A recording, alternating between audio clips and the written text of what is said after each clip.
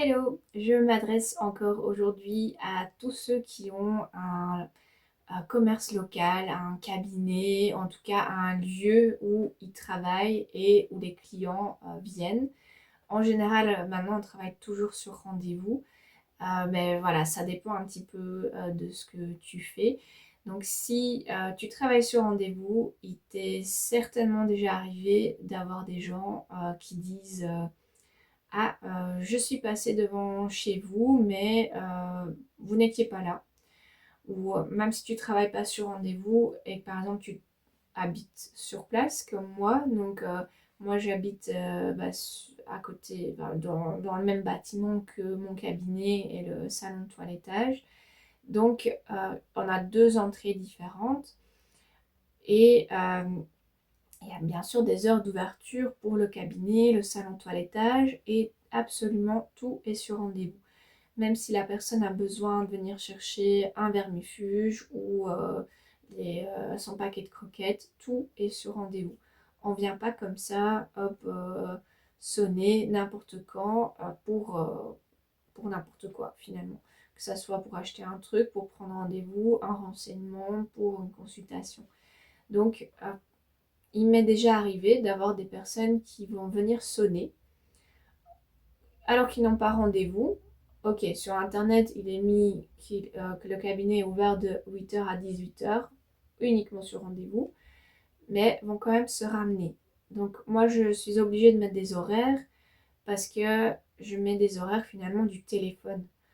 Donc les gens, parfois, ils comprennent pas très bien ça. Ils ont l'impression en fait que moi, je suis cloîtrée dans mon cabinet de 8h à 18h tous les jours et encore en plus, comme j'habite sur place, je suis en fait tout le temps dans mon cabinet et je les attends. Donc je pense qu'il y a vraiment des personnes qui réfléchissent comme ça. Ça serait vachement triste pour moi. Donc oui, il m'est déjà arrivé qu'il y a des personnes qui m'ont dit ah, je suis venue sonner à telle heure, tel jour, et vous étiez pas là. Ah oui, ben oui, ça peut arriver, j'ai une vie, donc oui, je peux être de sortie. Euh, voilà, je suis pas attachée là à mon bureau.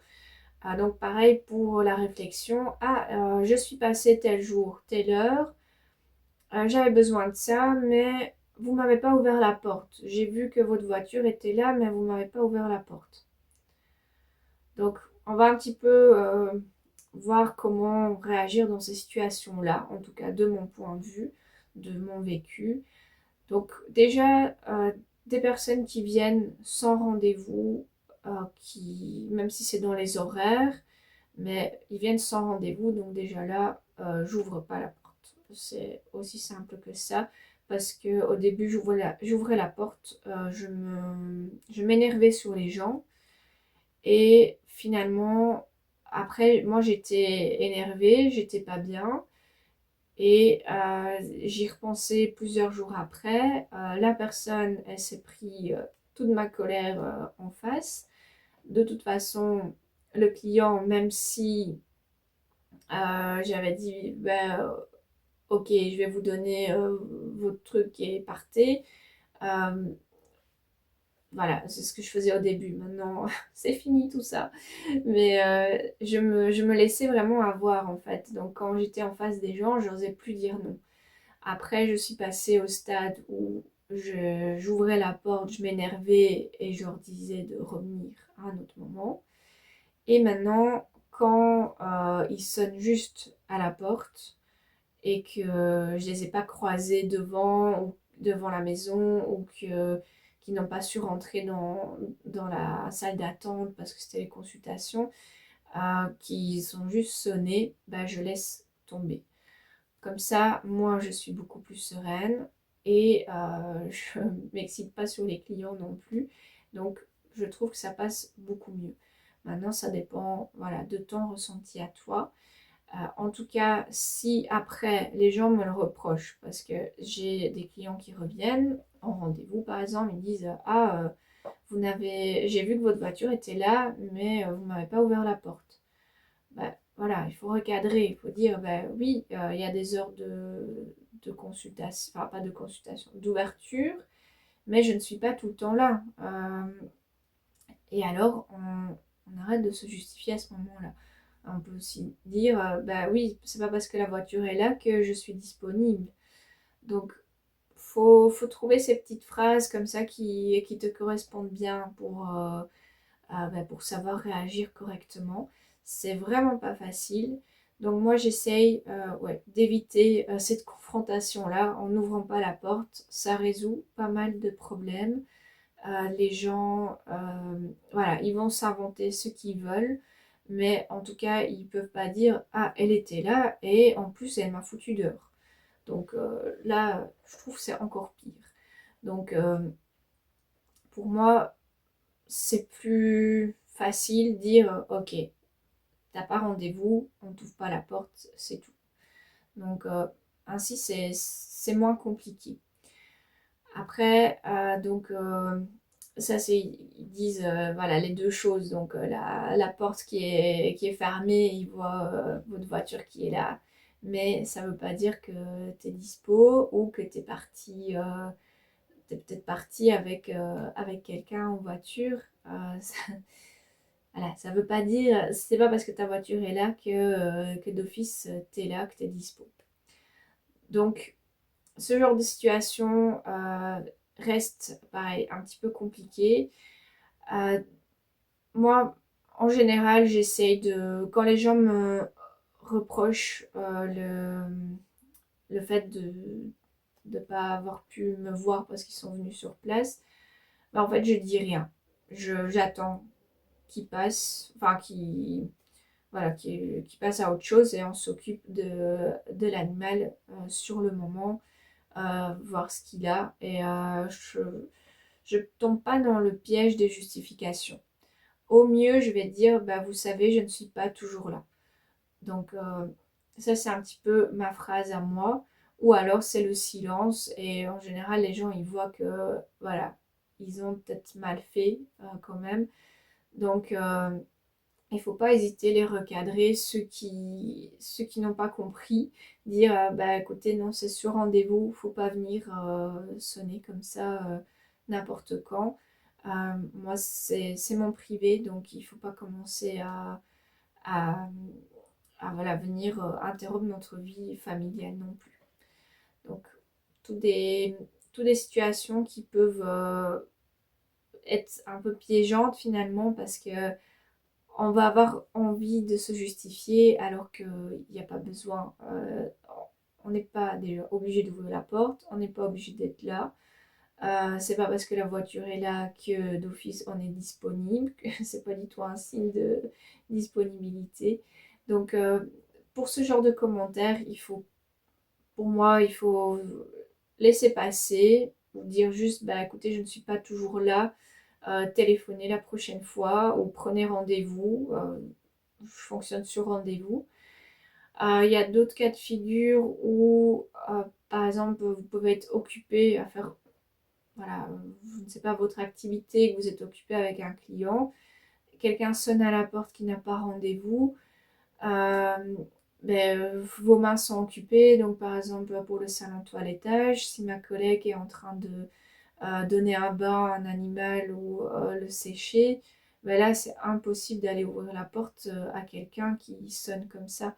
Pareil pour moi, si je suis en opération, je ne vais pas commencer à enlever mes gants, à aller ouvrir, à aller discuter, m'énerver sur quelqu'un, et revenir après opérer.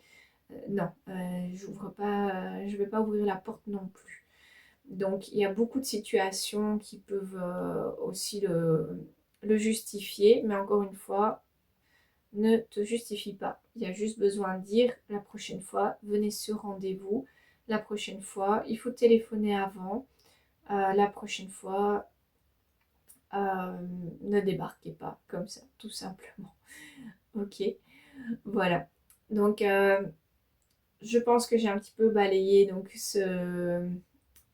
ces deux cas de figure-là où les gens peuvent te reprocher de ne pas avoir ouvert la porte finalement. C'est voilà, c'est un moment assez difficile parfois quand on est à la maison et qu'on sonne et qu'on se dit, voilà, on se sent coupable finalement de pas ouvrir, mais si tu commences à faire ça, la prochaine fois, la personne ne se gênera absolument pas de revenir. Elle va en plus le dire à d'autres personnes et tu vas te retrouver avec des gens qui viennent sonner n'importe quand, n'importe quelle heure ou n'importe quoi. Et ça, franchement, il faut essayer de l'éviter. Donc, il faut être strict. Il y a que ça. Il y a que ça qui marche. Donc, il faut poser un cadre. Faut pas hésiter de recadrer les gens. Les mauvais partiront et ceux qui comprennent, ben, c'est les bons clients et ils vont revenir. Malheureusement, il y a ceux qui sont un petit peu entre deux. Donc, ceux qui sont un peu qui sont des bons clients avec qui tu t'entends bien, mais qui de temps en temps vont faire un truc comme ça, ou sous l'émotion vont venir te déranger ou finalement, s'ils te croisent, te parler de leurs problèmes, s'ils te croisent dans la rue ou dans, je ne sais pas, un marché de Noël. Donc, et en fait, ils se rendent pas compte qu'en fait toi tu te sens agressé. Enfin, moi en tout cas c'est mon cas quand bon encore un marché de Noël c'est encore autre chose, mais surtout quand on vient comme ça sonner chez moi alors que c'est pas prévu, ben, d'office là je vais me sentir vraiment agressée, finalement prisonnière de ben, comme si je devais comme une marionnette quoi. Comme si là ben, on sonne, ben, alors je suis obligée d'y aller, je dois tout arrêter. Même si j'ai pas envie, même si je suis en congé, même si je travaille pas. Donc je je suis pas encore passée au-dessus de la culpabilité de ne pas ouvrir à ce genre de personnes qui viennent comme ça sonner. Euh, voilà, il y a des jours où je me dis ben, bien fait, t'avais qu'à sonner avant de prendre rendez-vous. Mais il y a d'autres jours où je me dis ah, je suis quand même un peu dure, mais il faut pas céder, euh, il faut juste continuer dans ce que toi tu ressens parce que finalement il y a que ça qui sera, on va dire, convenable pour toi. Il y aura pas il n'y a pas quelqu'un d'autre qui peut décider de ces règles-là pour toi. C'est vraiment que toi qui peut dire ok moi ça j'en veux pas.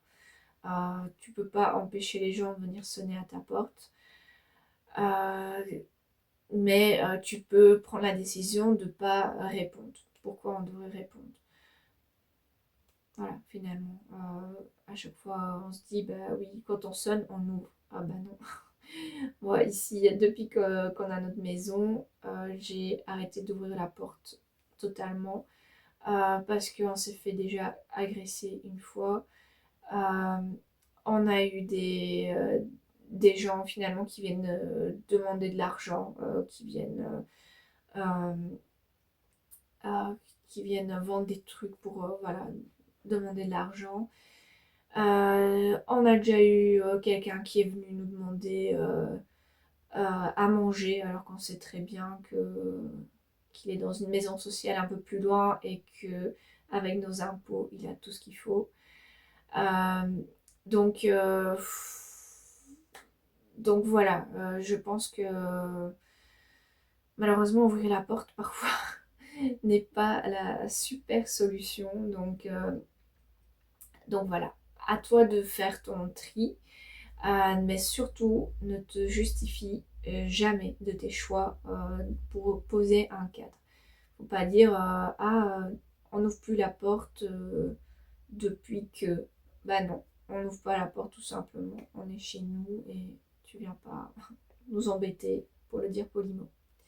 Voilà, donc j'espère que cet épisode t'aura un petit peu éclairé sur tout ce qui euh, peut être répondu dans ces situations-là. Euh, Voir un petit peu comment moi je fais pour t'inspirer, pour déculpabiliser.